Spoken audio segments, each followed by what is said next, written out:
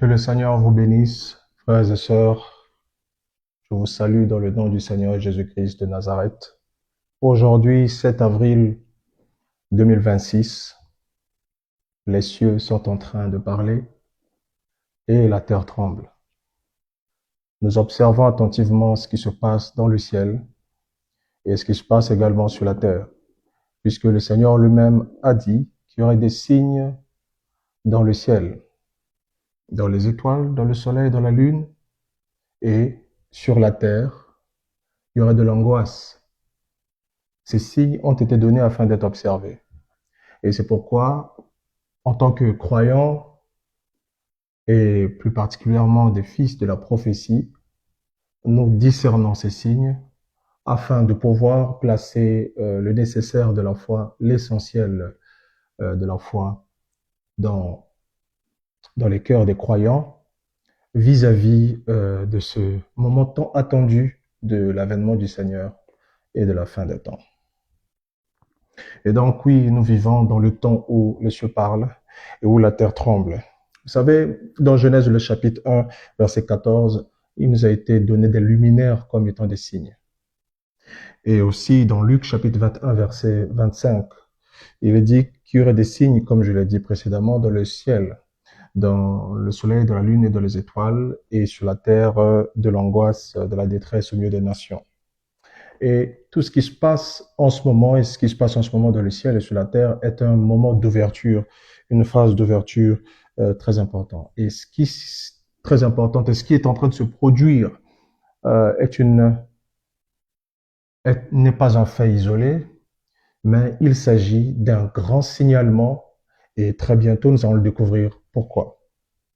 Frères et sœurs, en ce jour, comme l'a indiqué l'objet même de cette déclaration prophétique que nous avions annoncée déjà dans le début de cet après-midi, Artémis de Apocalypse. C'est un titre choc, mais dans le but de pouvoir éveiller les consciences quant à la teneur de la vérité qui est sur le point d'être proclamée. Donc, sur ce point déjà en ce moment, je vais revenir sur les détails de ce sujet, ce qui fait l'objet même de cette déclaration. Et ensuite, nous allons faire cette déclaration prophétique et parler précisément de ce que le Seigneur a déjà révélé il y a de cela 7 années de cela et que nous sommes en train de voir s'accomplir ces derniers temps. Nous louons le Seigneur pour ce qu'il fait et en toute humilité par la grâce du Seigneur. Comme il est dit dans Jean, le chapitre 16, verset 13, quand l'Esprit de vérité sera venu, il vous dirigera dans la vérité totale. Il ne parlera pas de son propre chef, mais il dira ce qu'il aura entendu et il vous annoncera les choses qui doivent arriver. Et les choses qui doivent arriver, bien sûr, comme Jésus-Christ l'a dit en amont, j'ai encore beaucoup de choses à vous dire. Il s'agit bien sûr des choses profondes de son avènement, puisque le Seigneur lui-même a inauguré ces choses en annonçant les signes d'avance. Le Saint-Esprit va dans la profondeur.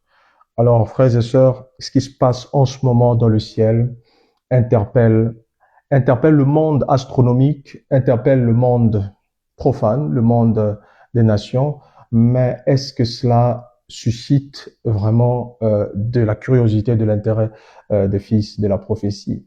C'est le temps d'être éveillé par rapport à cela. Et il y a une vision du Seigneur dont je vais parler attentivement pour pouvoir, par la grâce du Seigneur, parler du décret qui a déjà été annoncé, du décret qui a déjà été fixé. Juste pour donner des détails très précis qui correspondront à des étapes, à des séquences chronologiques de la vision, des séquences chronologiques qui seront tout simplement activées conformément à la prophétie, à la révélation de Jésus-Christ, l'Apocalypse, et aussi conformément au message de Dieu dans le temps dans lequel nous sommes. Parce que le Saint-Esprit est en train d'attirer l'attention dans le seul but de pouvoir rendre témoignage de l'arrivée du jour du Seigneur et donc le processus final des temps. Alors, frères et sœurs, je crois que vous aviez entendu parler de cet exploit majeur qui a débuté le 1er avril 2026. D'accord? Ce dont on appelle Artemis 2, qui est une mission spatiale qui a été lancée dès le 1er avril. Et cette mission spatiale en question a consisté à l'envoi d'une capsule dans l'espace, d'accord, une capsule portant environ 4 astronautes, d'accord, et ils sont arrivés au point le plus lointain de l'espace jamais atteint par l'homme. C'est une distance record, on parle de 406 771 000 kilomètres de la Terre. Vous voyez, c'est vraiment en profondeur dans l'espace. Aucun humain n'a jamais réalisé cet exploit. Aucun humain n'était allé aussi loin auparavant dans l'espace. Ce n'est pas des faits au hasard, vous savez. Essayez un peu de vous imaginer d'être juste dans l'espace comme ça. Vous savez, même David n'aurait pas rêvé une chose pareille. Vous voyez, même à l'époque de Noé, oui, on n'aurait pas rêvé une chose pareille. À l'époque de David, on n'aurait pas vu une chose pareille, ni rêvé une chose pareille.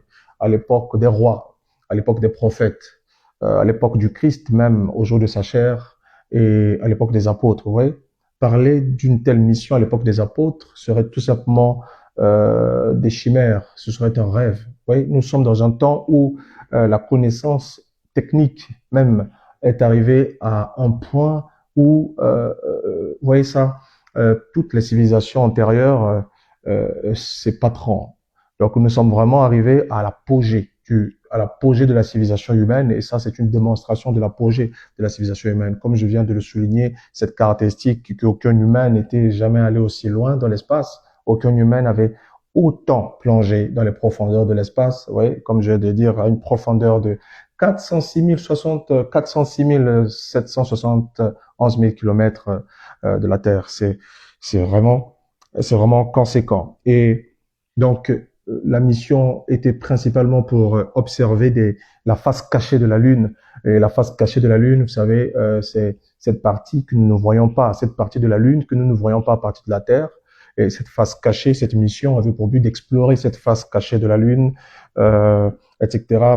Plus précisément des cratères inconnus, des bassins d'impact, des mers lunaires, etc. D'identifier de nouvelles zones. C'était une mission d'exploration. Et vous savez, nous avons vu des images qui ont été faites par la NASA depuis l'espace. C'est merveilleux, c'est de contempler le bleu dans l'espace. Vous voyez, depuis la Lune, de voir le lever de Terre, comme on parle de lever de Soleil, lever de Lune, de voir le lever de la Terre et tout ça. Vous voyez, ce sont des signes. Il y a eu des coupures de communication pendant environ 40 minutes. Tout cela, il faut bien noter pendant un moment. Ensuite, ils sont réapparus, ils ont été réidentifiés, les communications reprises. Bon, maintenant, toutes ces choses revêtent une signification très importante par rapport au corps de Christ, par rapport aux nations, par rapport à tout ce qui se passe. Souvenez-vous, Jésus-Christ a dit, et je reviens encore sur ce sujet, qu'il y aurait des signes dans le ciel, vous voyez, dans le soleil, dans la lune, dans les étoiles, et sur la terre. Cela correspondrait à une détresse. Il y aurait, ouais, les hommes seront dans l'épouvante. Il y aura une détresse sur la terre, dit le Seigneur. Bon, maintenant, le Seigneur avait annoncé ces choses. Le Saint-Esprit nous rappelle ce que Jésus-Christ a dit et ensuite nous confirme. Mais parfois, on va encore dans les profondeurs pour annoncer des choses encore très exactes dans ce que le Seigneur a dit. Parce qu'en réalité, c'est le Seigneur qui ouvre le sceau. Ensuite, le Saint-Esprit montre tout simplement ce qui est là. Oui, donc nous sommes vraiment dans un moment qui est historique du point de vue de l'homme, historique, mais qu'en est-il de la prophétie? C'est pourquoi nous devons attentivement regarder à la prophétie à l'heure actuelle. Nous ne devons pas être distraits par toutes sortes de vents, par toutes sortes de choses. Nous devons avoir des yeux fixés sur la prophétie de la même manière que les hommes ont été fixés sur cette capsule qui a été projetée de la terre. Vous voyez, nous devons aussi observer une capsule, et cette capsule s'appelle l'Apocalypse. Cette capsule s'appelle l'Apocalypse, la révélation, l'apparition du Seigneur Jésus-Christ. Cette capsule est sur le point d'accomplir quelque chose. Et comme on le dit, nous devons être très attentifs. Nous allons juste arriver sur ces détails très bientôt. Donc, ça faisait 50 ans de cela que l'homme que l'homme ne s'était pas aventuré dans cette sphère de l'espace. Et voilà, donc 50 ans. Et donc c'est pas quelque chose, c'est pas rien. Donc ça faisait 50 ans de cela. depuis les années 70 jusqu'en cette année-ci. Et là, ça montre tout simplement la fin d'une époque. Ça montre tout simplement une nouvelle saison. Ça montre tout simplement qu'il y a quelque chose qui commence, du point de vue naturel en tout cas. Si on peut comprendre les choses naturelles et ensuite parlons des choses spirituelles, ce sera bien facile d'en parler. Mais si on ne comprend pas les choses que Dieu montre dans la nature, ce sera un problème pour discerner profondément même les choses qui ont trait à la prophétie. Souvenez-vous que ce soit des choses qui interviennent dans le règne humain, c'est Dieu qui les permet, c'est Dieu qui autorise ces choses-là. Vous voyez, il n'y a aucun exploit, aucun accomplissement que l'homme fait par lui-même. Il faudrait que cela soit autorisé par Dieu. Toutes ces choses n'échappent pas à Dieu. Vous voyez, donc c'est pourquoi, puisque Dieu les autorise, et Dieu n'autorise rien, il n'autorise pas quelque chose en vain. Toute chose qu'il permet a un rôle. À accomplir. Et donc, Artemis 2, cette mission historique où des astronautes ont fait le tour de la Lune, a atteint une distance record, exploré sa face cachée, puis engagé le retour sur la Terre. En ce moment même, il y a un retour qui est en train d'être engagé sur la Terre par cette capsule dans lesquelles sont ces astronautes. Et tout cela a un véritable sens prophétique, apocalyptique. Il faut juste être attentif. Pour l'instant, comme je viens de le rappeler, l'intérêt d'observer d'abord le volet naturel avant de comprendre la dimension prophétique. Comme Jésus-Christ l'a insinué lorsqu'il a dit, lorsque je vous parle des choses terrestres, comprenez pour que vous compreniez lorsque je vous parlerai des choses célestes. Donc, vous voyez que cette mission Artemis 2, rien que par sa particularité, vous savez, c'est Artemis 2, pas Artemis 1, parce qu'il y a eu Artemis 1, certainement, mais il y a Artemis 2. Pourquoi est-ce que cette visitation spatiale se fait sous ce signe, sous ce signe de la doublure? Vous voyez, Artemis 2. Pourquoi le chiffre 2? C'est quelque chose dans le naturel, oui, mais c'est quelque chose dans le prophétique. Il y a quelque chose qui est en train de se produire dans cette jonction dans laquelle nous sommes. Et cette capsule qui est partie, vous savez, elle a été relâchée ou cette fusée est montée à partir du 1er avril, correspondant très précisément même au début de la première fête de l'Éternel, ce qui est la fête de Pessa. La fête de Pessa ou la fête de Pâques, la fête de Pessa, Pâques, je précise encore, Pâques sans S, donc la véritable Pâques originelle dans la Bible, que Jésus-Christ a célébré, d'accord, avant d'être crucifié, et ce qui d'ailleurs commémorait sa crucifixion. Donc, il faudra bien qu'on le sache. Donc, Pessa ou Pâques, dès le premier soir de Pâques, vous voyez ça qui a débuté le 1er avril, parce que il faudrait que ça soit aussi clair dans la considération des jours par rapport à la Bible, donc au calendrier biblique. Un jour va d'un soir à un autre soir. Donc, on ne compte pas le jour comme on compte le jour dans notre système moderne, dans notre système moderne, du calendrier moderne, etc. Dans le système biblique, hébraïque, alors le jour va d'un soir à un autre soir. Oui, et c'est ainsi observé jusqu'en ce jour en Israël. Donc, du 1er avril jusqu'au 2 avril, donc du soir du 1er avril au soir du 2 avril, c'était le premier jour. Du soir du 2 avril au soir du 3 avril, c'était le deuxième jour. Du soir du 3 avril au soir du 4 avril, c'était le troisième jour, ainsi de suite. Vous voyez? Donc, et vous allez voir que du soir du 7 avril, plutôt du soir du 8 avril au soir du 9 avril, ça vous fera le 7e jour de Pessa. Alors, Pâques en elle-même, c'est la première fête de l'Éternel, combinée à la fête des pains sans levain. Et donc, la fête des pains sans levain elle-même fait 7 jours. Pâques elle-même, proprement dite, c'est un seul jour. Mais l'on regroupe tout ça. D'ailleurs, avec la démonstration dans le Nouveau Testament, Pessa ou Pâques rassemble ces deux premières fêtes de l'Éternel. Vous voyez le chiffre 2 et donc Artemis 2 qui va au décollage dès le 1er avril, d'accord, au premier soir du premier jour, d'accord, qui détermine un élément très important. Vous devez savoir que la fête de Pessa, la fête de Pâques représente le déclenchement d'un compte à rebours de 7 fêtes de l'Éternel. Souvenez-vous, les 7 fêtes de l'Éternel sont en effet ne sont pas juste des fêtes d'un jour de calendrier, mais ces 7 fêtes de l'Éternel étaient une illustration d'un plan, d'un agenda de Dieu, d'accord, d'un agenda prophétique structuré selon les desseins que Dieu devrait accomplir. Et quand on voit les 7 faits de l'Éternel, la façon dont ils s'enchaînent, c'est un compte à rebours. Il s'agit d'un compte à rebours. Vous voyez ça? Un compte à rebours placé sur le chiffre 7. Et donc, nous voyons que cette capsule, vous voyez ça un peu? Donc, le départ de cette fusée a lieu le 1er avril. Ouais, et ensuite, voilà, et selon les informations dont nous disposons, cette capsule devrait revenir sur Terre le 10 avril. Donc, juste au lendemain même de la fête de Pessah. Alors, c'est pas rien. Ouais, donc encore une fois, j'aimerais le dire, ce n'est pas du tout rien. C'est quelque chose qui est à observer avec beaucoup d'attention pour pour les enfants de la prophétie. Bon, maintenant, euh, et comme je l'ai dit, cette mission, la première mission, habiter autour de la Lune, c'est ça même Artemis 2, cette mission de la NASA qui a envoyé 4 astronautes faire le tour de la Lune sans y atterrir. Ouais, donc c'est une mission d'exploration. Il n'y a pas d'atterrissage. Tout ça, il faut noter. Ouais, maintenant ils sont en train de programmer un atterrissage dans 2 ans, si je me trompe pas. Mais ouais, tout ça, il faut juste comprendre que lorsque quelque chose d'important veut se faire, ouais, ça, il y a d'abord quelque chose qui inaugure cela. Et il faut bien saisir cela parce que ça a une signification prophétique. Comme je vais encore le répéter, la nature nous vous enseigne tel point. Ce qui se passe dans le règne naturel que Dieu permet est un signe et comporte en soi un message. Oui? Donc, cette mission d'Artemis 2, qui est une mission de la NASA qui envoie 4 astronautes faire le tour de la Lune sans y atterrir avant de revenir sur la Terre.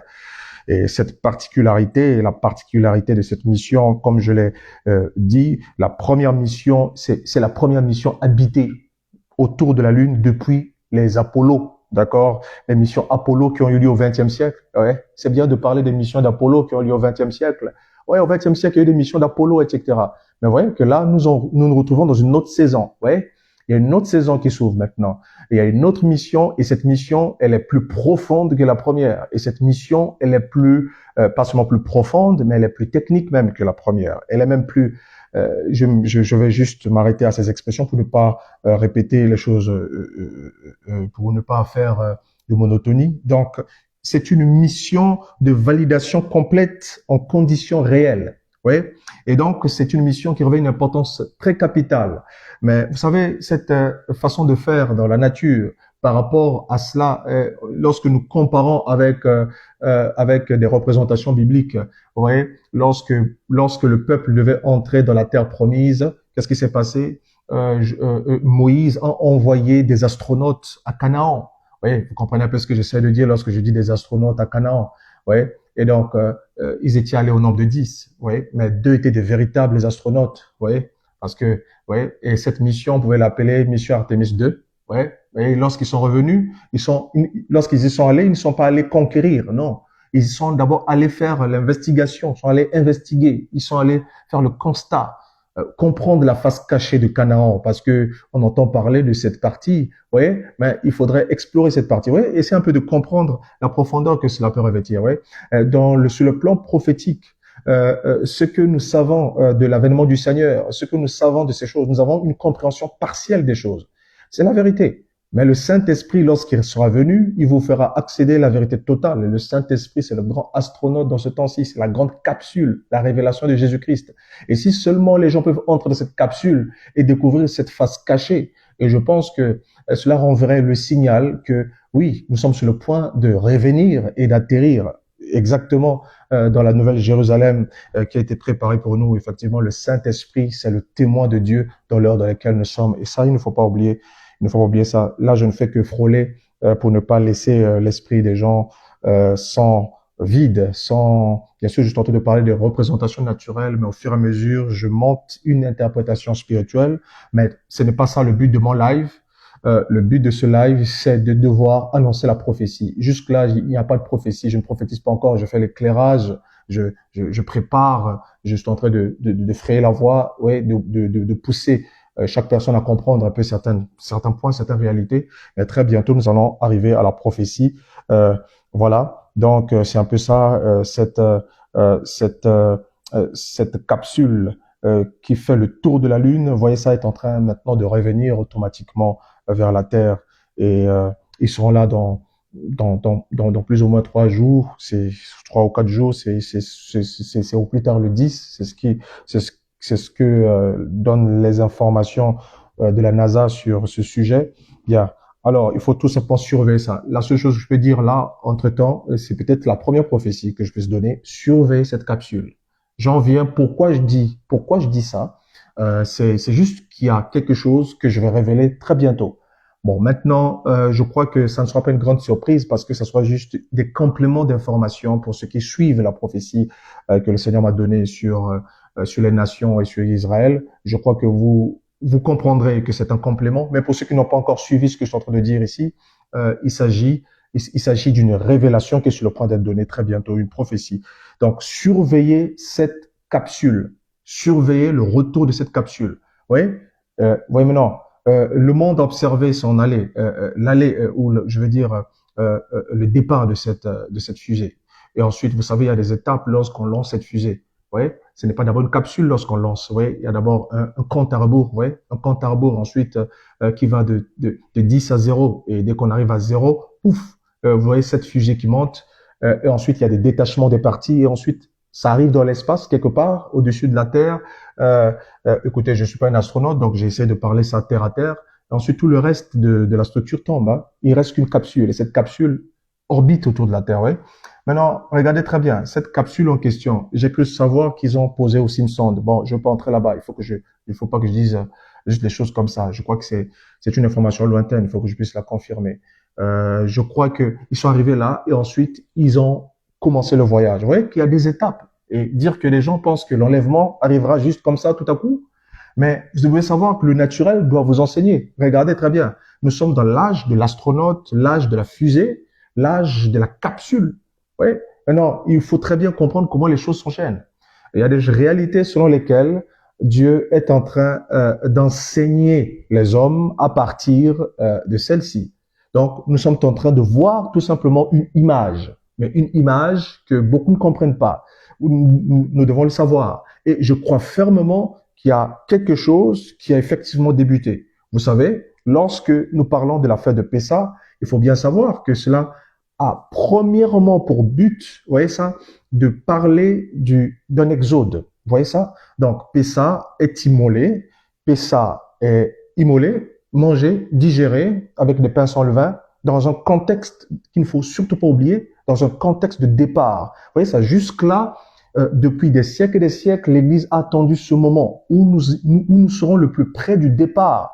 Parce que, peu importe comment est-ce qu'on pouvait manger l'agneau, mais on le mange complètement seulement en ce moment-là. Vous comprenez un peu? Donc là, nous sommes dans un contexte de départ. Et vous voyez que cette capsule est en train de renvoyer un signal, un message. Et oui, que attention, vous voyez ça? Préparation. Certainement, les gens seront surpris. Ouais? Parce qu'il y a quelque chose qui se fait tellement secret dans le moment dans lequel nous sommes et qui demandera que les gens puissent être attentifs au Saint-Esprit. Il y a quelque chose de tellement secret que les gens n'arrivent pas à saisir. Bon, maintenant, je crois que ce n'est pas mon sujet, mais je suis en train juste d'aborder certains points au fur et à mesure que je suis en train d'évoluer vers la prophétie elle-même. Donc surveiller cela. Donc, Artémis 2, une mission habitée qui teste le retour de l'homme autour de la Lune en effectuant un aller-retour sécurisé sans atterrissage pour préparer les futures missions lunaires. Alors, nous devons très bien voir cela. Oui? Dieu a eu toutes sortes de missions. Le Saint-Esprit a eu toutes sortes de missions dans les temps passés, depuis l'époque où même il fut déversé. Oui? Le jour de la Pentecôte jusqu'en ce jour. Oui? Maintenant est en train d'arriver une mission. Oui? Et cette mission, elle est en train au fait, c'est une mission qui a déjà été ouverte, mais qui doit maintenant manifester. Oui, on a entendu parler des Apollos, on a entendu parler des Apollos 1, des Apollos 2. Maintenant, c'est le temps de Artémis. Oui, on a pu entendre parler des Artémis 1. Maintenant, c'est le temps des Artémis 2. Et oui, que Artémis 2, vous voyez ça? Dans cette capsule, vous avez des astronautes. Mais les astronautes sont ceux qui sont capables de monter tellement haut. Maintenant, est-ce que nous sommes arrivés au temps où l'homme spirituel doit se projeter tellement loin dans les profondeurs de l'espace divin afin de devoir voir la face cachée de la révélation de Jésus-Christ pour le temps même convenable de son avènement.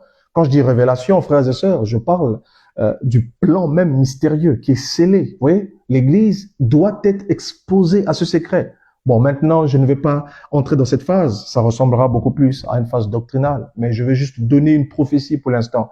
Et je ne vais pas entrer dans des détails sans pourtant vouloir y entrer pour l'instant. Bon, maintenant, vous voyez, c'est très bien tout ça, comme je l'ai mentionné. Maintenant, une autre particularité, frères et sœurs, avant d'entrer toujours dans la prophétie, vous savez, il est dit qu'il y aurait des signes dans le ciel, sur la terre.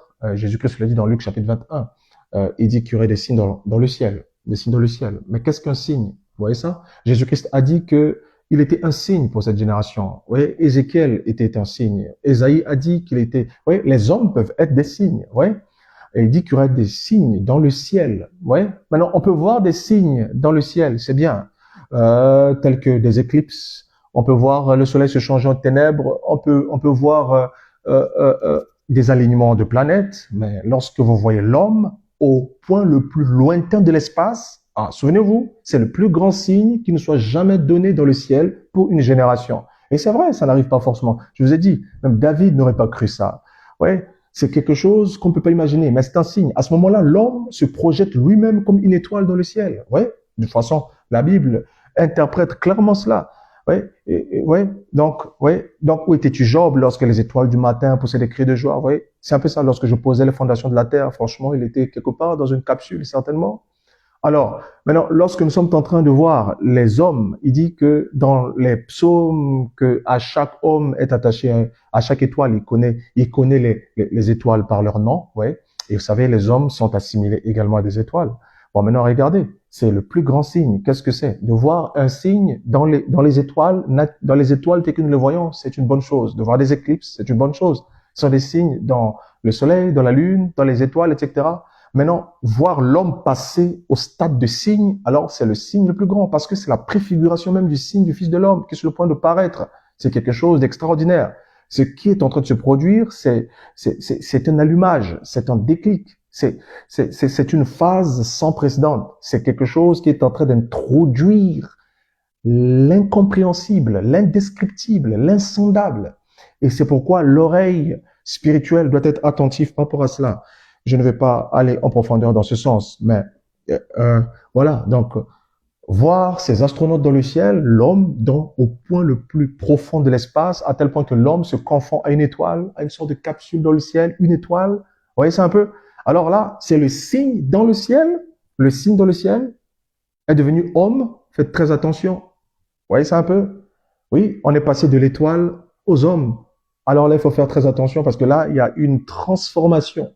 Oui, et un passage, oui, de l'étoile, vous voyez ça, qui est un concept spirituel à la chair, vous voyez ça, et ça veut tout simplement montrer quelque chose en relation avec cette capsule, c'est que nous arrivons à la phase et à la dispensation finale de la manifestation des fils de Dieu, et au point le plus lointain, au point le plus profond même de l'espace divin. Et je crois que c'est la chose même qui doit déclencher. Vous voyez ça? Le processus même de l'avènement du Seigneur, que voici est déjà ouvert, c'est vrai. Le cycle, vous voyez, les prophéties. Regardez tout simplement ce qui se passe sur la terre. Et le Seigneur nous avait avertis à travers des événements majeurs, vous voyez, et cela des années auparavant, 7 années auparavant, et même là, et même pas seulement 7 années auparavant. Vous voyez ça en 2018, mais même dès 2015, 11 années auparavant, sur chaque étape d'événement que nous sommes de voir avec précision. Vous voyez, c'est par la grâce de Dieu. Vous voyez, c'est la grâce du Seigneur qui a permis cela. Mais ce n'est pas juste dans le but de montrer ces choses. C'est pas pour que l'on dise que voilà, on prophétise. Non, nous ne sommes pas des prophètes juste pour prophétiser. Vous voyez, il y a un message derrière ces signes, il y a un message derrière cela, et les gens doivent être attentifs. Nous sommes au point le plus lointain possible. Vous voyez, nous y arrivons, nous y arrivons. Maintenant, il faudrait juste que l'on puisse décoller. Et donc, l'homme en tant que signe dans le ciel. Alors là, nous sommes arrivés à l'apogée du temps, à la plénitude des âges. Nous sommes arrivés au-delà d'une jonction. Vous voyez? Maintenant, jusque-là, je suis dans le naturel. Parce que si vous ne comprenez point le naturel, vous ne comprenez point la prophétie. Vous voyez? Et juste votre regard sur cette prophétie, sur cette pierre, sur ce roc blanc, sur cette capsule blanche. Vous voyez? Il y a quelque chose qui a trait avec cette capsule. Et maintenant, revenons juste sur ça. Je vais revenir sur ça après. mais il y a beaucoup de choses qui me viennent en ce moment. J'essaie d'ordonner mes pensées et revenir et ensuite retourner comme ça pour que je puisse toucher la prophétie et me concentrer sur seulement ce que je vais dire en ce moment. Alors, regardez ceci, frères et sœurs. Euh, l'homme, le signe, l'homme, le signe. Oui. Maintenant, il y aurait des signes dans le ciel. C'est très bien. Mais lorsqu'on verrait les hommes devenir des signes dans le ciel, alors souvenez-vous, c'est terminé. Ce signe est littéralement accompli. Oui, Luc chapitre 21, oui, verset 25, 21, 25, oui, est littéralement terminé. Vous comprenez? Maintenant, jusque-là, on voyait des étoiles, on voyait la lune, on voyait toutes ces choses, on voyait la lune donner son signe, oui, on voyait le soleil donner son signe, on voyait les étoiles donner leur signe. Maintenant, on voit l'homme être le signe dans le ciel, oui, oui, ça, dans l'espace au point le plus profond et dans la lune. Alors, il faut faire très attention. Parce que, souvenez-vous que la lune représente maintenant quelque chose de très important. Oui, la lune est une figure où, je veux dire, est un signe central dans l'Apocalypse. C'est un signe central même dans le cycle de l'apparition du Seigneur. Vous voyez ça, c'est un signe central. Ça parle de beaucoup de choses, la lune. Ça, vous voyez, la lune représente un tas de choses. Je savais, je vais pas revenir sur ça, mais sinon, vous le savez, pour ceux qui étudient les Écritures, mais je peux toutefois le dire, la lune représente d'abord les nations, les peuples, les langues et les rois. Ça, c'est déjà ça qu'il faut savoir, parce que la lune reflète les eaux sur la terre. Vous voyez ça, il y a une connexion entre la lune et les eaux, et vous savez et c'est la lune qui déclenche des marées. Et donc, c'est la lune a le pouvoir sur les eaux sur la terre. Voilà. Bon, maintenant, pour ceux qui ont fait science et etc., ils comprennent bien ce que j'essaie de dire. Je suis pas un jeune astronaute, mais je crois que c'est très bien ça. La lune et les eaux. Vous comprenez? Ça parle des foules, mais aussi, ça parle de l'Église également, mais ça parle également de ce qui peut marquer un signe temporel pour l'avènement du Seigneur Jésus-Christ. Vous voyez ça? Bon, maintenant, lorsque nous voyons l'homme, bien, on nous a parlé des missions d'Apollo où l'homme avait marché sur la Lune, c'est vrai. Frères et sœurs, je vais pas commenter ça, ni dire quelque chose contre quoi que ce soit. Mais maintenant, ce qui se passe en ce moment, vous voyez ça, est en train de démontrer tout simplement que la vérité véritable est sur le point d'être installée. Parce que jusque-là, même l'homme lui-même n'avait aucune maîtrise de ce qu'il était en train de parler. Vous voyez? Maintenant, nous arrivons au point où les hommes font une mission pour pouvoir arriver véritablement sur la Lune. Vous savez, nous sommes dans le temps de véritables choses. Vous voyez, tout ce qui est arrivé dans le passé est une ombre, vous voyez ça, de ce qui doit se produire au moment convenable. Vous voyez ça? Il y a toujours un moment convenable où les choses doivent se produire. Et c'est pourquoi l'attention des gens doit être orientée sur ces choses. Vous voyez? Oui, l'homme va maintenant, ça c'est ce qu'ils font dans le naturel. Ça c'est ce qu'ils font dans le naturel. Et c'est ce qu'ils font dans le naturel. Alors, frères et sœurs, oui, donc l'homme dans l'espace est le signe aujourd'hui, le signe dans le ciel est devenu homme, le signe dans le soleil est devenu homme, le signe dans la lune est devenu homme, dans les étoiles est devenu homme. Vous voyez ça? L'homme, vous voyez ça, est en train de briller en ce moment au point le plus lointain, jamais encore atteint par l'homme. Vous voyez? L'homme est devenu une étoile quelque part. C'est le signe. Mais ce n'est pas n'importe quel signe. C'est un signe apocalyptique. Et regardez très bien ce qui va se produire. Oui, c'est un signe apocalyptique. Et de loin, le plus grand qui ne soit jamais donné dans la sphère stellaire. Et regardez très bien. Regardez maintenant ceci. Ouais. Et tout cela s'est placé sous le signe d'une mission double. Artemis 2. Ouais. Et regardez très bien la profondeur de cet astronaute. 4. Et regardez très bien.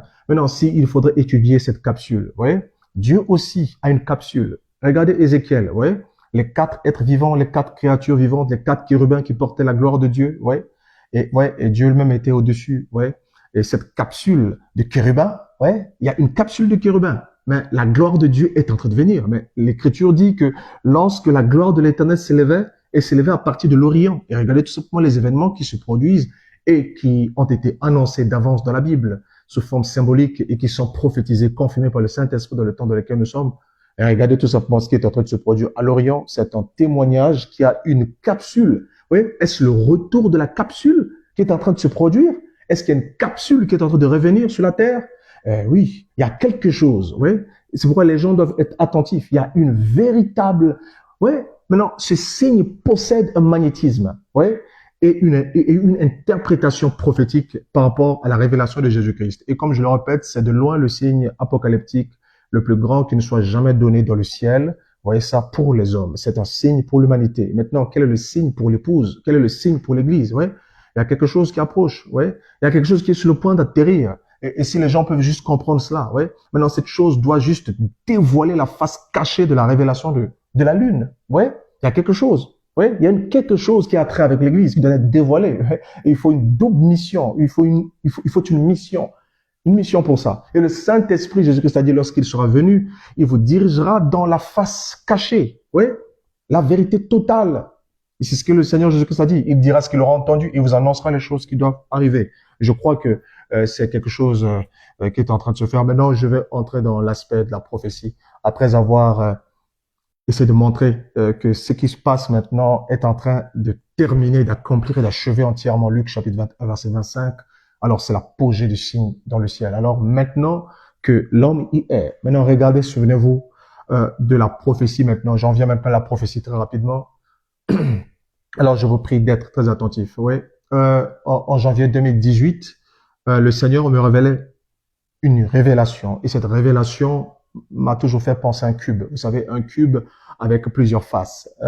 Donc, j'appelle ça un système cubique de la révélation. Il y a des visions lorsque le Seigneur les donne. Il y a des visions lorsque le Seigneur les donne. Ces visions ont plusieurs faces. Et ces faces ne s'opposent pas, mais ces faces se complètent. Et toutes annoncées d'avance de manière à s'agencer parfaitement dans leur accomplissement. Ouais. Et cette révélation du 22 janvier 2018 qui succédait à celle qui montrait l'imminence de l'apparition du Seigneur Jésus-Christ et la manière dont cela va s'enchaîner, parce que il y a un plan mystérieux par rapport à ça. Bien, on peut pouvoir dire que oui, on connaît les choses à propos de l'avènement du Seigneur, tout le monde peut essayer de l'expliquer. Mais vous devez savoir, si nous pouvons toujours expliquer tout, alors le Saint-Esprit n'a plus rien à dire. Jésus-Christ a dit, quand l'Esprit de vérité sera venu, il vous dirigera dans la vérité totale. Maintenant, comment savoir? Maintenant, je ne suis pas là pour essayer de voir ou essayer de développer sur ce point. Mais là, j'en viens maintenant à la prophétie. Alors, regardez ce 22 janvier 2018, lorsque cette vision a été révélée, la première des choses qui me frappait, c'était l'apparition d'un astre dans le ciel, et cet astre avait la couleur bleue. Je me demandais, mais cet astre de couleur bleue, et je me rappelle, en 2018, j'avais dit aux frères que cet astre voulait dire deux choses en même temps. Et en même temps, cet astre bleu, vous voyez ça, était un signal apocalyptique du point de vue de sa couleur, mais aussi, ça parlait aussi d'une lune bleue. Effectivement, selon certaines applications. Mais j'avais dit que cela parlait aussi du reflet de la Terre, vous voyez, et la Terre bleue, la planète bleue en soi. Parce que ce que je voyais, on me plaçait en face de la Terre afin que je voie des événements terrestres, mais à partir d'un plan céleste. Et en ce moment-là, lorsque je regardais, et je voyais la Lune qui tournait autour de la Terre. Et la Lune en tournant autour du cône d'ombre de la Terre plusieurs fois, environ 4 fois. Et ensuite, lorsque il a tourné autour du cône d'ombre de la Terre 4 fois, vous voyez ça, ça traversait l'ombre de la Terre en diagonale, d'accord? Et ensuite, il y avait un flash bleu, vous voyez ça, qui a été dégagé. Et je fus placé dans une urgence telle qu'il y aurait un grand désastre qui va frapper la Terre et qui va inaugurer un cycle apocalyptique. Vous voyez? Alors, regardez très bien ça. Je reviens donc sur la séquence où je dis que la Lune tournait autour du cône d'ombre de la Terre à plusieurs fois. Alors, regardez très bien. Parce que lorsque je voyais autour du cône d'ombre de la Terre la Lune tourner, vous voyez, à un moment donné, vous voyez, cela ressemblait, c'était devenu trop petit, très petit. Ça ressemblait comme un truc, comme un moteur, une sorte de moteur de loin qui était en train de tourner. C'est vrai, c'était la Lune. Mais en même temps, vu de très loin, vous voyez ça ressemblait comme en même temps à une sorte de capsule. Hein. Vous voyez, un petit moteur là, qui tourne, voilà. Si bien que mon attention fut beaucoup retenue sur la Lune elle-même, oui, mais l'autre facette de la vision, vous voyez ça un peu, montrait que, oui, en tournant très rapidement comme ça avait l'impression d'être comme une sorte de force motrice. D'accord? C'était comme un survol. Vous voyez ça, autour du cône d'ombre. Vous voyez ça? Ben maintenant, lorsque je regardais ça, donc, on me montrait donc que c'est la Lune elle-même, d'accord? Mais qu'il y aurait quelque chose attaché à cela. Vous voyez? Alors, maintenant, pourquoi je suis en train de parler de ça? Parce que, il y a quelques jours de cela, le Saint-Esprit m'a dit ceci, d'accord, de surveiller cette mission Artemis 2. Et c'est pourquoi je suis en train de vous en parler. Il m'a dit que c'était cette face de cette vision, cette facette cachée de la vision, d'accord. La première partie, nous avions eu ça, nous avons vu chaque fait être accompli. Bon, maintenant, cette autre partie montrait que oui, il s'agissait de cette mission Artemis qui devait tourner autour au fait, faire un vol lunaire. Vous voyez ça? Voilà. Donc, en même temps que la Lune tourne autour du condom de la Terre, vous voyez ça, au même temps, vous voyez ça, on montrait que la Lune elle-même était le signe, vous voyez ça, et qu'il y aurait quelque chose qui tournerait tout autour. Alors, et cela prenait la forme, vous savez, une forme apparente, hein, je ne savais pas comment distinguer ça, c'était tellement très loin, je ne pouvais pas vraiment me rapprocher de près, donc je voyais ça de très loin, de vraiment très loin. Et alors, maintenant, ce qui est très intéressant, et ce que je vais vous dire, ouais, je crois que j'avais dit aux frères de surveiller la date du 1er avril parce que cela devait correspondre à un compte à rebours. Effectivement, il y a eu cette fusée qui a démarré le 1er avril. Maintenant, regardez, surveillez le retour de cette capsule. Je le dis pourquoi. Maintenant, si vous avez compris la vision que j'ai juste dit en amont, d'accord, il faut surveiller le retour de cette capsule. Regardez très bien. Lorsque ça tournait, ensuite c'est entré ça, au fait, ça traversait la Terre en diagonale. Vous voyez, quand ça traversait la Terre en diagonale, je voyais que ça dégageait un flash bleu. Vous voyez ça? Bon, maintenant, regardez très bien. Donc, le retour de cette capsule qui envoie un signal désastreux sur la Terre, un signal terrible. Et tout cela dans l'enchaînement des événements que nous sommes en train déjà de voir dès le 28 février, annoncé d'ailleurs par prophétie, que ce soit l'année, que ce soit la date, que ce soit l'enclenchement des événements et les étapes chronologiques et bien avant. Alors, maintenant, le Saint-Esprit nous avertit sur ce qui est en train de se produire en ce moment. Donc, surveillez le retour de cette capsule. Pourquoi? Regardez maintenant la suite de la vision. Regardez la prophétie. Alors, maintenant, lorsque je voyais cette chose en train de traverser, maintenant, comme si ça venait, ça traversait l'homme de la Terre en diagonale, comme si ça traversait en diagonale, d'accord. Ensuite, c'était descendu aux environs du Pacifique. Je crois que j'ai parlé de ça en 2022, frère, que cela avait attrait au Pacifique. Et vous savez, lorsque ce type vous savez, lorsqu'on lance ces fusées, d'accord, il monte, ensuite il y a une bonne partie qui se détache, ensuite la capsule reste. Ça, c'est très important parce que juste une petite parenthèse spirituelle, ce n'est pas la masse qui part, vous voyez ça, mais c'est juste l'élection. Il y a une élection de la grâce et ça, il faut bien faire attention, c'est une capsule. Bon, je ferme cette parenthèse. Et regardez bien cette capsule. Elle revient lorsque ces astronautes reviennent sur la Terre, leur atterrissage ne se fait pas sur la Terre comme ça, sur le sol. Ils atterrissent sur la mer, vous voyez, et cette capsule va atterrir dans l'océan Pacifique, vous voyez ça, donc quelque part là-bas. Et ensuite, ils seront pris par des navires, vous voyez. Donc, maintenant, regardez ceci. Donc, ils atterrissent pas sur la Terre, oui. Et lorsqu'ils reviennent, effectivement, c'est comme en diagonale. Et ensuite, ils vont amarrer quelque part. Je crois, c'est dans le Pacifique, c'est vrai, c'est dans le Pacifique. C'est vrai, pour faire des recherches sur ça, je raconte pas n'importe quoi. Et lorsqu'ils atterrissent là, ils atterrissent jamais sur le sol parce que sur le sol, c'est plus risqué. Ils atterrissent donc sur l'eau. Alors, faites attention. Connectez donc la Lune, d'accord, et l'eau. Nous y arrivons tout de suite parce qu'il y a une connexion et je crois que j'en ai parlé juste en amont. Alors, dans la vision, je voyais ce retour. Mais aussitôt que j'ai vu cela, d'accord, cet élément-là qui a traversé, qui a traversé la Terre, d'accord, en diagonale, aussitôt que j'ai vu cet élément traverser la Terre en diagonale, et qui prenait la forme de la Lune, parce que cela venait de la sphère, d'accord, et que cela allait en direction du Pacifique. Lorsque j'ai vu cela traverser la Terre en diagonale, aussitôt, je regardais, vous voyez ça? Et il y avait des navires qui étaient en train de rouler sur la Terre, des navires qui roulaient sur la Terre, des navires qui roulaient sur le sol. Maintenant, je voyais cela à partir de la chose même qui était en train de venir, les navires qui étaient en train de rouler sur le sol. Et je me disais, normalement, comment est-ce que des navires peuvent rouler sur la sphère lunaire de cette manière?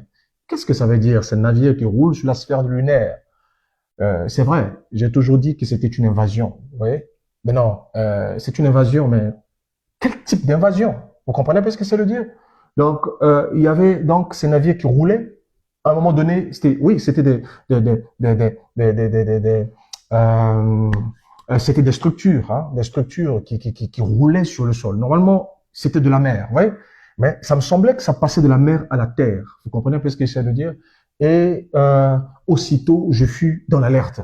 Et je disais, et c'est comme si je quittais la sphère céleste et je descendais sur la terre pour dire maintenant aux gens, attention, il y a un grand désastre apocalyptique qui va s'accomplir. Oui. Et j'alertais, attention, ils sont déjà en route. Ils sont sur le point d'arriver. Et je disais ceci que les gens puissent se cacher parce qu'il y a un désastre qui va se produire. Bon, maintenant, je ne vais pas être alarmiste. Je ne vais pas dire, ouais, il faut comprendre l'esprit prophétique dans ça. C'est la réalité du temps dans lequel nous sommes. Vous savez, partout où se trouvent ces centres. Bon, maintenant, l'Écriture dit quelque part que, ouais, malheur à la terre. Quand? Lorsqu'il y aura des signes dans le ciel, dans la lune et dans les étoiles. Vous voyez ça? En ce moment-là, regardez la terre. Oui, vous voyez ça? La terre sera dans l'angoisse en ce moment-là. Et c'est pourquoi je vous dis que ce qui se produit aujourd'hui, lorsque l'homme devient lui-même le signe dans le ciel, dans le soleil, dans la lune et dans les étoiles, en ce moment même, et se confondant à eux, d'accord? En ce moment-là, regardez bien la terre, il y a une angoisse qui est sur le point de se produire et qui est déjà en processus. Mais ce que nous sommes en train de voir en ce moment n'est vraiment pas comparable à ce qui est sur le point de se produire. Alors, regardez très bien, cette vision a été donnée depuis le 22 janvier 2018. Oui. Et maintenant, regardez très bien cette face cachée de cette vision. Et regardons très bien ce qui est sur le point de se produire. Alors, je vous le dis, à quoi correspondaient ces navires qui roulaient sur le sol? Oui. Mais c'est une invasion. Ce sont des forces amphibies. Vous voyez ça? Vous voyez ça? Ce sont des navires amphibies.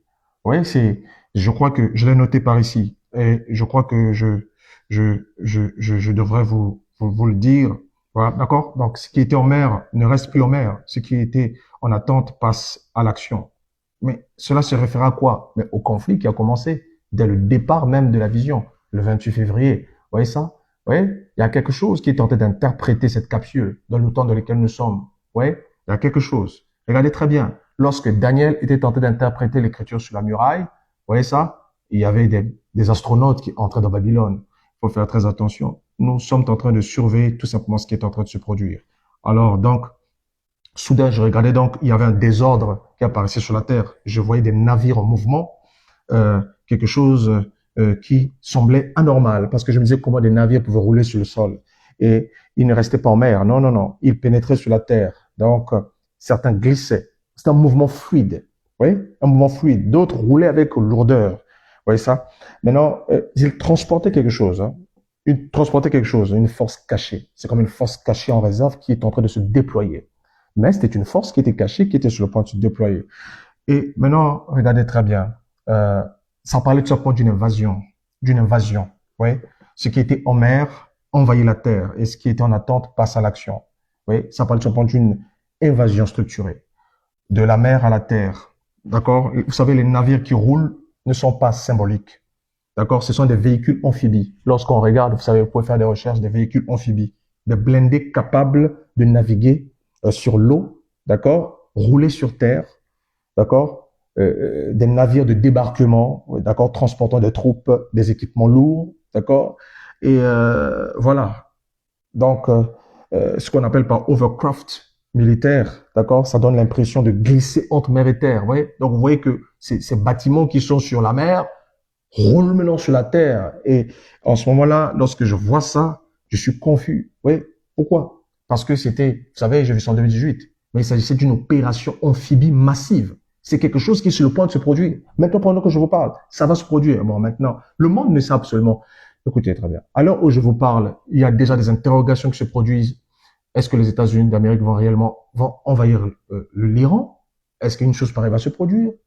Il n'y a absolument aucune preuve pour dire que cela va se produire. Les États-Unis d'Amérique n'ont vraiment pas envie d'y arriver. On voit très bien que les événements peuvent capoter parce que personne ne veut arriver jusque-là. Vous comprenez un peu ce que j'essaie de dire?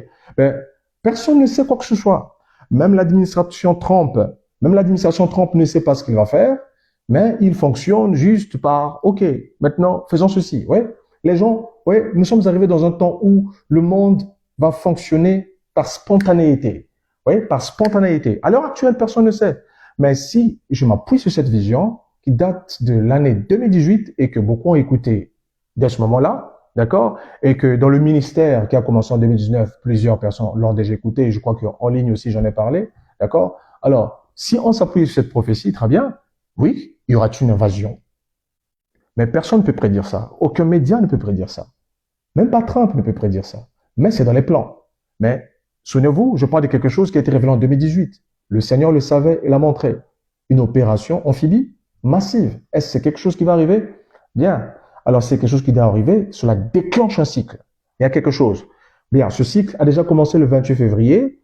Donc il y a des étapes chronologiques, comme on peut le constater lorsqu'une fusée quitte la Terre et monte dans l'espace. Il y a des parties de structure qui tombent, vous voyez ça, pour ne laisser que la capsule qui va accomplir la mission. Et il y a quelque chose qui va réellement débuter la mission de cette guerre qui n'a pas encore commencé. Et cette mission de la guerre va commencer par une opération amphibie massive.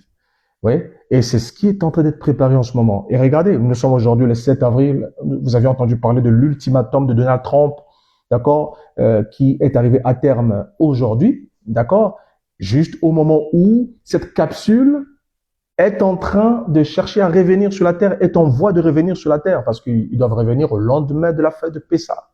Alors, surveillez très bien cela. Un compte à rebours, ouais, cette capsule, vous voyez.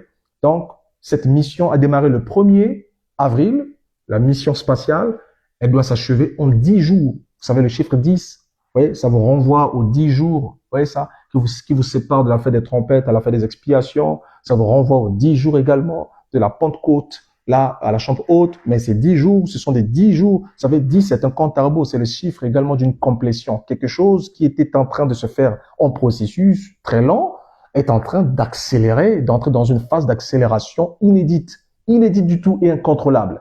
Et c'est ce qui se passe. Peut-être il y a des gens qui vont dire, frère Joseph, priez, priez, priez. Mais vous savez, il y a des choses pour lesquelles on ne prie pas. Mais c'est vrai, la prière aide et soutient. Nous intercédons et nous prions. Mais ça, ce sont des décrets. On ne négocie pas avec un décret de Dieu. Vous voyez ça? Ouais. Vous savez, il y a des visions qui sont des décrets. Il y a des visions qui ne sont pas des décrets.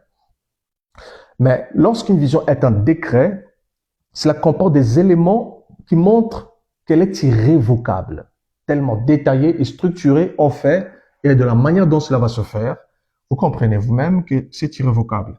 Alors, très bien. Alors, donc, voilà, c'était cela. Donc, une opération amphibie massive. Donc, la guerre passera de la mer à la terre. Et une force en attente entre en action, une invasion organisée va se déployer. Et, vous voyez, en ce moment-là, dès que j'ai vu cette chose, cet élément, vous voyez, dès que j'ai vu la Lune, cette représentation de la Lune, quitter la sphère, d'accord, et traverser la Terre en diagonale pour se poser quelque part dans le Pacifique, parce que la capsule va se poser là-bas, d'accord, parce que ça ne peut pas atterrir sur la Terre, mais sur l'eau, vous voyez ça? Dès que j'ai vu ça, je suis descendu de là où j'étais. J'étais comme à un endroit très élevé. Vous savez, même pendant que je vous parle, je suis à un endroit très élevé. Bon, maintenant, le frère qui est avec moi, l'équipe, est témoin que nous sommes dans un endroit très élevé. Maintenant, à la fois par la vision qui me plongeait dans les hauteurs et à la fois sur le plan physique, j'étais à un endroit très élevé et je voyais ces choses. Et ensuite, je redescendais pour dire, attention, j'avais cette peur en moi. J'avais ce foudroiement intérieur, frère. Ce que j'ai ressenti lorsque j'ai vu cette capsule revenir sur la Terre, c'était extraordinaire. De toutes les visions que j'avais eues, je n'ai jamais autant été terrifié. C'était une urgence sans précédent qui, vous savez, c'est comme Ésaïe qui dit dans Ésaïe le chapitre 21, il dit, une vision terrible m'a été révélée. D'accord? Et l'espace m'en saisit. Et je suis comme dans les douleurs de l'enfantement, que la sentinelle annonce qu'elle verra. Qu'elle annonce qu'elle verra. Mais vous savez, cette prophétie d'Ésaïe chapitre 21 commence par ceci. Oracle sur le désert de la mer. Vous voyez ça? Comme s'avance l'ouragan du midi. Vous voyez ça? Il vient du pays redoutable. Maintenant, regardez vous-même. L'oracle sur le désert de la mer. Vous voyez ça? Ce désert de la mer en question, d'accord, de cette façade-là, représente le désert d'Arabie. Ça représente le désert d'Arabie dans cette région-là. Le désert où se situe Élam. C'est pourquoi dans d'autres versions bibliques, vous allez voir, il est écrit prophétie sur Élam. Vous voyez? En réalité, là, ouais, c'est le désert qui regroupe, ou au fait, le désert persique, du golfe persique, qui est exactement là, tout autour. Et le désert de la mer. Là, pourquoi? Là, comme l'ouragan du Midi, il s'avance. Qui s'avance? Il vient du pays redoutable. Qui vient du pays redoutable? Vous voyez, c'est un peu, la sentinelle regarde, il dit, je vois de la cavalerie, 2 à 2, qui viennent. C'est une invasion. Bien, c'est vrai. Il y a des théologiens qui vont me dire que ces choses sont déjà accomplies à l'époque de Babylone, etc. Voilà. Oui, c'est vrai, mais sauf que toutes ces prophéties qui ont été accomplies, d'accord, ne l'ont été que partiellement parce que la prophétie des prophètes qui était même incomprise par eux-mêmes et par les contemporains de leur époque, d'accord, ces prophéties se rapportaient toutes au moment de l'avènement du Seigneur qui met un terme à leur mystère. Donc, une prophétie peut être accomplie, mais le mystère pas achevé. Et lorsque le mystère s'achève, alors l'accomplissement est complet. Et nous sommes, l'accomplissement est complet. Alors maintenant, nous sommes à ce point-ci. Ouais, il y a quelque chose qui va se produire dans ces environs. Mais souvenez-vous, frères et sœurs, les événements, comme je l'ai dit au début de l'année à minuit de l'année 2026, les événements qui vont se produire dès cette année-ci, vous voyez ça, vont interpréter l'écriture sur la muraille, vont interpréter, vous voyez ça, des écritures qui sont sous des sceaux ouverts, des événements mystérieux, vous voyez, qui vont être déclenchés et qui vont accélérer dans le but d'introduire le monde, les nations, l'Église, Israël, dans le cycle final. C'est le temps maintenant d'entrer dans cette partie cachée du temps qui a été scellée de tous les temps pour qu'il soit dévoilé entièrement pour le moment de l'avènement du Seigneur. Bon, maintenant, je crois que c'est l'essentiel de ce que je pouvais dire. Tout cela est connecté. Alors, nous voyons donc le signe du Fils de l'homme être représenté de façon naturelle en voyant. Parce que Fils de l'homme, ça veut dire homme, l'homme lui-même. Vous voyez ça un peu? Et donc, vous voyez que l'homme lui-même est devenu le signe aujourd'hui. Vous voyez ça? Le signe dans les étoiles, le signe dans le soleil, le signe de la lune. L'homme, lorsque vous verrez l'homme être le signe dans le ciel, dans les étoiles, dans la lune, souvenez-vous, vous voyez ça, c'est le signe apocalyptique qui n'a jamais été donné. Vous voyez, de loin, le plus profond. Et il faut très bien savoir ce que ça veut dire, parce que cela possède un antitype, cela possède une ombre et un reflet quant au signe même du Fils de l'homme qui doit mettre un terme au temps. Vous voyez, ce signe du Fils de l'homme, quand je dis temps, ça ne veut pas dire temps. Vous voyez, mettre terme à la dispensation. Vous voyez, introduire complètement la fin. Je dis bien introduire complètement la fin de la dispensation. L'ère, l'âge et la dispensation entière arrivent à terme. Vous voyez ça? Et ce qui est en train de se produire montre tout simplement qu'il y a quelque chose qui est en route et quelque chose de façon spirituelle aussi. Vous voyez ça? Il y a quelque chose qui est en route. Vous voyez ça? Qui a déjà, au fait, qui a déjà entamé sa phase. Vous voyez ça? Son élan est déjà parti. Vous voyez ça? Et sa phase d'atterrissage est sur le point de se produire. Et vous savez, nous devons juste nous attendre au Saint-Esprit. Parce que Jésus-Christ a dit que le Saint-Esprit rendra témoignage de moi. Et vous aussi, vous rendrez témoignage. Alors, donc, le Saint-Esprit est sur le point de faire quelque chose pour son peuple dans le temps dans lequel nous sommes, dans le moment exact dans lequel nous sommes. En parlant donc de cela, je crois que j'ai clôturé avec la prophétie. Alors, surveillez les choses. C'est l'alerte le plus terrible. Au moment où je vous parle de ça, je vous dis que mon cœur est tremblant. Vous voyez ça? Mon cœur est tremblant. Et je peux même dire que mon sang est en train de bouillir. Je vous assure. Si vous pouvez seulement voir de loin, maintenant regardez vous-même chaque chose qui a été annoncée, c'est accompli. Et je n'ai jamais dit ces choses en étant sûr de moi, parce que je n'ai absolument aucune sûreté personnelle. Mais si ces choses viennent de l'esprit, et puisque j'ai vu, et aussi parce que je vis ces choses dans les visions, comme si je les vis d'avance, et même me retrouve à ces endroits-là. Et donc, ça me donne de l'assurance pour dire des choses tellement précises de cette manière. Alors, frères et sœurs, regardez tout simplement ce qui va se produire. Et souvenez-vous, ça n'a pas été annoncé maintenant, ça a été annoncé dans la révélation depuis le 22 janvier 2018. Et toutes ces choses ne rendent témoignage qu'à la révélation de Jésus-Christ. Lorsque le Saint-Esprit sera venu, il rendra témoignage de moi. Il vous rappellera ce que je vous ai dit, il vous annoncera les choses à venir, etc., etc.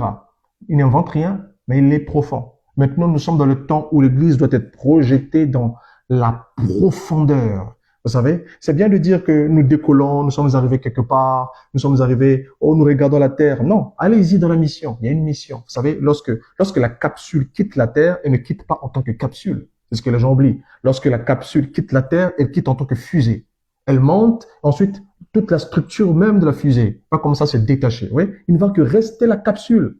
Oui, maintenant, c'est à cette étape où Dieu emmène l'Église. Oui, parce qu'il y a une mission. Or, souvenez-vous, la mission même pour laquelle l'Église a été établie sur la terre n'a pas commencé. Non, l'envol, le coup d'envoi était déjà parti, bien sûr. Le voyage avait déjà commencé, mais la mission elle-même, la capsule elle-même, vous voyez ça, est sur le point de commencer sa mission. Maintenant, sa mission de quoi? Vous voyez ça? Souvenez-vous, il faut nécessairement que le Saint-Esprit fasse explorer. Vous voyez ça? La face du dessein de Dieu, d'accord? La face cachée du dessein de Dieu avant que nous allons à sa rencontre. L'Église doit être exposée à la révélation du Seigneur. Vous voyez? Maintenant, je ne dis pas ça pour dire qu'il n'y a pas de révélation du Seigneur sur la terre, que les gens n'ont pas de révélation du Seigneur. Non, si. Seulement, il faut aller dans la profondeur et vous lancer dans la profondeur. N'est-il pas écrit qu'il y a des profondeurs de Dieu? L'apôtre Paul dit que l'Esprit sonde les profondeurs de Dieu. Donc, l'Esprit, c'est la capsule. Alors, elle est capable d'emmener tellement profond. Maintenant, lorsque nous sommes en ce moment-ci de l'avènement du Seigneur et de la fin du monde, oui, nous sommes au moment convenable, et je précise, parce que tous les temps ont toujours été celui de l'avènement du Seigneur, de la fin du monde, depuis même l'époque des apôtres. Mais ce n'étaient pas tous des temps convenables. Et tous les temps peuvent être des temps de la fin, mais pas tous être des temps marqués pour la fin. C'est-à-dire des temps qui sont la fin, j'allais dire. Parce que l'ange a dit à Daniel, il y a une époque qui est en soi la fin. Il y a une époque qui est la fin. Donc, et quand une époque est la fin, elle ne passe pas, cette génération-là ne passe pas, que toutes ces choses n'arrivent. Vous comprenez? Toutes les autres générations sont passées. C'est bien. On a eu des Apollos au XXe siècle. C'est très bien tout ça. Et maintenant, vous voyez, il y a quelque chose de nouveau qui est sur le point d'arriver. Ne la connaîtriez-vous pas? Vous voyez? J'ouvre le chemin dans le lieu désert. Vous voyez? Et vous voyez, le chemin des rachetés est ouvert. Vous voyez, dans cette phase de Pessa qui a été ouvert le premier, il y a une route des rachetés. Mais cette route des rachetés, pas parce qu'ils doivent être rachetés par le sang à nouveau, mais parce qu'ils sont sur le point d'être rachetés de la terre, arrachés, enlevés. Il y a une moisson qui est en train de se produire. Vous voyez, mais avant, vous voyez, mais il y a des phases. Comment est-ce que les gens peuvent reconnaître et discerner les phases, vous voyez ça, les phases de ce voyage, les phases de, vous voyez ça, de cette transformation, vous voyez. Et c'est pourquoi maintenant, nous devons juste être attentifs. Alors que celui qui a les oreilles entende ce que l'Esprit dit aux églises. Mais regardez très bien cette prophétie. Cela va arriver. Tout ce que je viens de dire, c'est ainsi dit le Seigneur. Maintenant, j'ai juste repris cette vision et j'ai revu. Maintenant, regardez ce qui va se passer par rapport en Orient. Vous voyez ça? Parce qu'il y a une porte, une fenêtre qui s'ouvre. Vous voyez, lorsque la gloire de Dieu s'élèvera sur la terre, vous voyez ça? Ça avance du côté de l'Orient. Souvenez-vous, Ézéchiel l'a dit, c'est du côté de l'Orient. Surveillez très bien. Maintenant, regardez, surveillez aussi. Il y a une connexion entre les événements qui se déroulent en Israël, en Orient là-bas, vous voyez ça, avec l'Est de la RDC, vous voyez ça, et tout cela fait frémir, vous voyez, vous voyez ça, à mesure que nous allons progresser dans les jours qui suivront, vous voyez ça, nous assisterons à la pire éruption volcanique qui ne soit jamais arrivée sur le continent africain. Vous voyez ça, parce que cela va provoquer un écroulement du magma et que ce magma va entrer juste dans le lac et va déstabiliser le méthane qui s'y trouve et que cela va provoquer une éruption liminique. Souvenez-vous ce que je suis en train de dire, je ne le dirais pas de cette façon si j'avais juste vu un songe, si j'avais juste vu une vision. Mais c'est plus que ça. Souvent, lorsque Dieu me montre ces choses, c'est comme si je vis ces choses. Donc, je suis capable de les dire de cette manière. Regardez très bien. Ce magma va faire deux branches, vous voyez? Et ensuite, une branche va entrer dans le lac, vous voyez? Une autre va entrer dans la ville. Ça sera terrible. Je prie juste que Dieu puisse aider les gens. Mais le gaz va tuer bien plus de gens que le feu lui-même. Souvenez-vous bien de ces paroles. Mais si ce n'était pas la prière et l'intercession, le nombre de morts serait extrêmement plus élevé. Cela va ouvrir la voie à la chute du système de sécurité du M23 à l'est de la République démocratique du Congo. Vous voyez? Et vous voyez ça? Et cela va emporter même la chose qui fait leur force. Et cela frayera la voie, vous voyez ça un peu, à une rupture de front là-bas. Et c'est vrai, c'est ainsi dit le Seigneur, vous voyez? Et vous entendez parler, non, juste après cela, vous entendrez parler ensuite de la chute du régime rwandais. C'est vrai. Maintenant, je ne devrais pas parler de cette manière, oui. Mais il y a quelque chose qui va se produire comme ça. Maintenant, ça va juste, maintenant, il y a quelqu'un qui sera arrêté. Quelqu'un qui sera arrêté, vous voyez? un chef qui sera arrêté juste au moment où il tentera de fuir. C'est ainsi dit le Seigneur. Maintenant, je n'aurais pas le courage de dire ça si je parlais par inspiration. Je ne souhaiterais pas parler par inspiration. Mais si je prophétise ces choses, c'est parce que cela m'a été révélé par une vision. Plus qu'une vision. Parce que j'étais là. Et j'ai vu cela. Et maintenant, je dis cela. Et maintenant, frères et sœurs, s'il accomplit les premières choses, il accomplira ceci. La délivrance promise arrive. Il y a quelque chose qui vient. Il y a quelque chose qui est déjà arrivé. Sois attentif. Et pour le corps de Christ, une pluie céleste arrive.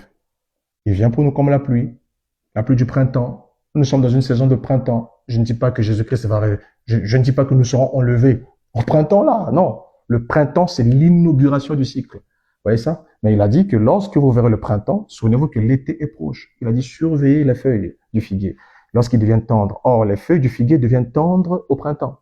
Lorsque vous verrez les feuilles du figuier, c'est-à-dire le reflet de l'accomplissement des prophéties sur Israël. D'accord? Alors, souvenez-vous, dans cette période de printemps, regardez ce qui s'est passé le 28 février jusque-là. C'était juste le printemps météorologique qui avait commencé en ce moment-là. Et nous voici maintenant dans la plénitude du printemps en avril. Vous voyez? Donc, cette saison de printemps inaugure l'été. Vous voyez? L'été en soi, c'est la chaude moisson. Vous voyez? Il y a une chaude moisson, quelque chose de tellement chaud. Vous voyez ça? Et même, vous voyez, c'est tellement chaud cette partie-là. Vous voyez ça? Que les hommes devraient craindre et prier. Vous voyez? Prier en juste. Et en marge de cela, il y aura quelque chose qui se produira. Je crois que très bien, comme je l'ai dit, juste un petit mot pour clôturer ceci, c'est que l'ange du Seigneur, vous voyez, ça va faire quelque chose de très important et qui va mettre en marche. Mais non, il n'est plus question vous voyez ça, de tirer la structure de la fusée, etc. Non, c'est plus question peut-être même de lancer la fusée pour qu'elle parte. Non, il est question maintenant d'engager la capsule. Après que la fusée soit déjà partie, il y a cette partie finale-là, cette partie-là, cette capsule. Cette capsule doit coiffer la pyramide. Ouais, je crois bien que ça parle bien à certaines personnes. Mais cette capsule doit interpréter les événements, vous voyez ça, de cette séquence finale qui clôt l'âge et toute la dispensation avec, afin d'introduire même le royaume de Dieu. Et c'est tout ce que je peux dire pour l'instant. Soyons bien attentifs. Que Dieu vous bénisse.